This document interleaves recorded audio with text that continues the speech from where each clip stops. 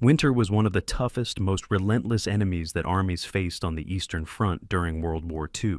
The brutal Russian cold and extreme terrain turned the conflict into a war of survival against nature itself. Tanks, which symbolized the modern warfare machine, suddenly lost their power in the face of icy weather. As much as troops fought their human adversaries, they struggled with the severe conditions. In 1941, as German forces advanced on the Eastern Front, they were confident that their modern tanks and armored vehicles would swiftly defeat the Red Army. But winter's arrival altered reality. Temperatures dropped as low as -40 degrees Fahrenheit, bringing serious technical problems. Oils and greases thickened and froze, immobilizing the vehicles. Steel became brittle and more susceptible to damage, increasing the risk of fractures, and engines required extensive warm-up times just to start. Many tanks simply couldn't move, and those that could only worked at reduced efficiency. One improvisation involved lighting fires under the tanks to warm up the undercarriage and engines, though this was risky and time-consuming.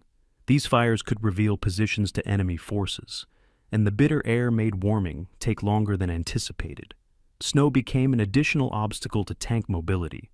Thick snow layers caused vehicles to get stuck, while icy surfaces made treads slip. German vehicles, designed for European terrain, had relatively narrow tracks, which made it even harder for them to move through deep snow.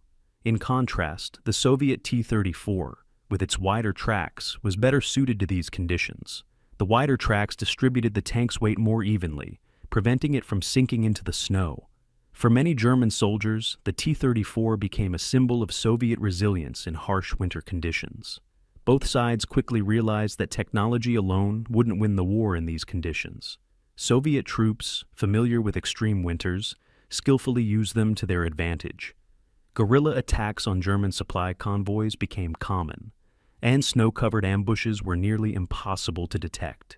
Soviet units also employed winter camouflage white cloaks and uniforms that allowed them to surprise the enemy. Many German soldiers, poorly equipped for winter, suffered from frostbite, lacked warm clothing, and faced severe supply shortages.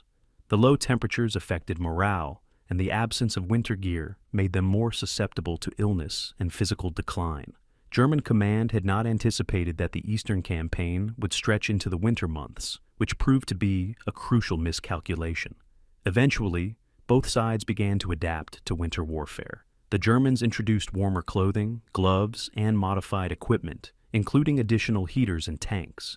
They also began using synthetic lubricants, which froze less quickly and allowed engines to operate better in the cold. Infantry units learned to use natural covers, such as frozen lakes and snowdrifts, as shields against enemy fire. Yet, the Russian winter remained unforgiving, and only the most seasoned troops were able to adapt effectively. Winter on the Eastern Front became a symbol of fighting not only against an enemy, but against a merciless environment.